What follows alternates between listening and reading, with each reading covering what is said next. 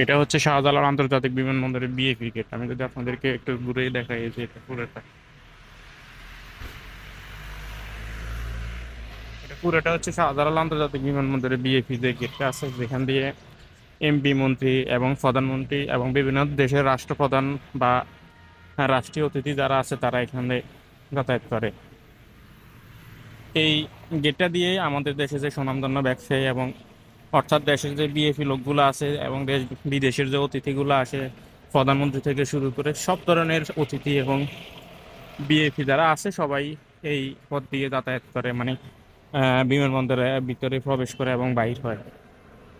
আপনারা ইতিমধ্যে দেখতে পাচ্ছেন। আর একটু সামনে যদি আমি আপনাদেরকে দেখাই, এটা হচ্ছে আহ, বাংলাদেশের সব থেকে বড় বিমানবন্দর ঢাকায় হজরত শাহজালাল আন্তর্জাতিক বিমানবন্দরের যে মসজিদটা, এটা হচ্ছে মসজিদ।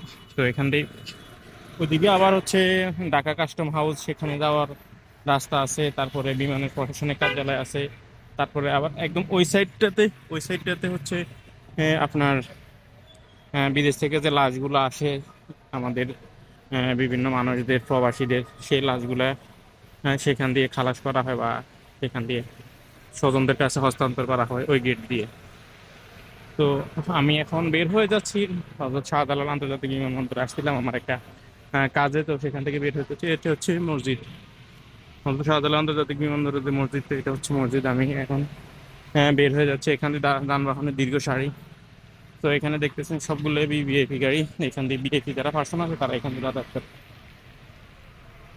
আর সামনে যেটা, সেটা হচ্ছে তৃতীয় টার্মিনাল। এটা হচ্ছে গাড়ি রাখার বহুতল যে যেটা আছে, তারা আসেন, তারা অনেকে দেখছেন।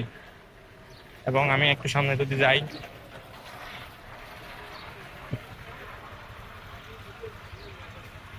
এটা হচ্ছে দ্বিতীয় টার্মিনাল, হযরত শাহজালাল আন্তর্জাতিক বিমানবন্দরের যে দ্বিতীয় টার্মিনালটা আছে সেটা। এবং এটা দিয়ে আন্তর্জাতিক রুটের যে যাতায়াত সেগুলো হয়ে থাকে এখান দিয়ে,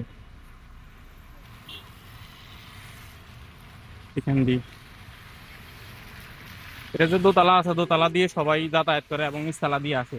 তো আসলে এই শাহজালাল আন্তর্জাতিক বিমানবন্দরে কেউ হাসে, কেউ কাঁদে, এভাবে চলতেছে।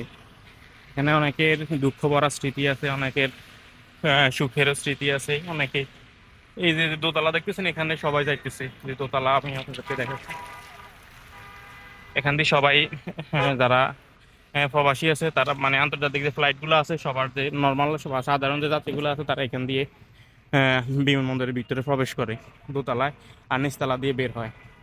তো আপনারা অনেকে হয়তো আসলে এখানে বিভ্রান্ত হয়েছেন যে কোন কোন দিক দিয়ে উঠবো, কোন দিক দিয়ে যাবো।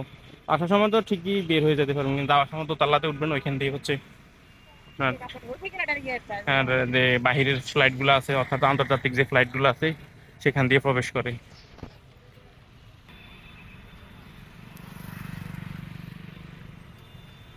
আর এটা হচ্ছে বিমানবন্দরের যে প্রাঙ্গনটা, মূল প্রাঙ্গনটা। এই যে সামনে দেখতেছেন, সেটা হচ্ছে তৃতীয় টার্মিনাল। সেটা একদম সম্পূর্ণটা গ্লাস করা। তারপরে এখানে সিগন্যাল টাওয়ার আছে সেটা। তো তৃতীয় টার্মিনালটাও মানে বাংলাদেশের বিশ্বের মধ্যে অন্যতম সুন্দর টার্মিনাল। সেটা যদি আমরা রক্ষা করতে পারি খুবই সুন্দর হবে। এটা একদম আধুনিক, কারণ সিঙ্গাপুরের বিখ্যাত চাঙ্গি এয়ারপোর্ট যেটা আছে সেটার মতো করে সেটার আদলে সেটাকে তৈরি করা হচ্ছে। হ্যাঁ, তো ঢাকা বিশ্ববিদ্যালয় থেকে আপনাদের সবাইকে আবারও শুভেচ্ছা জানাচ্ছি। আমি ইব্রাহিম খলিল নাহিদ। আমি বাংলাদেশের সেরা যে এয়ারপোর্ট আছে, অর্থাৎ ঢাকা আন্তর্জাতিক বিমানবন্দর আছে, সেখান থেকে আপনাদের সবাইকে শুভেচ্ছা জানাচ্ছি। এই বিমানবন্দর বা এয়ারপোর্টে মানুষে আসে, কেউ যাওয়ার জন্য, কেউ আসে, অথবা কেউ লাশ হয়ে আসে, এভাবেই চলতেছে। আমি এবার আস্তে আস্তে বিমানবন্দর থেকে বের হয়ে যাচ্ছি সামনের দিকে। আপনারা সবাই কেমন আছেন, কে কোথা থেকে দেখতেছেন, অবশ্যই কমেন্ট বক্সে জানিয়ে যাবেন। এবং ভিডিওটি কেমন কেমন লাগলো, ভিডিওটি ভালো লাগলো অবশ্যই একটা লাইক, একটা শেয়ার করে যাবেন।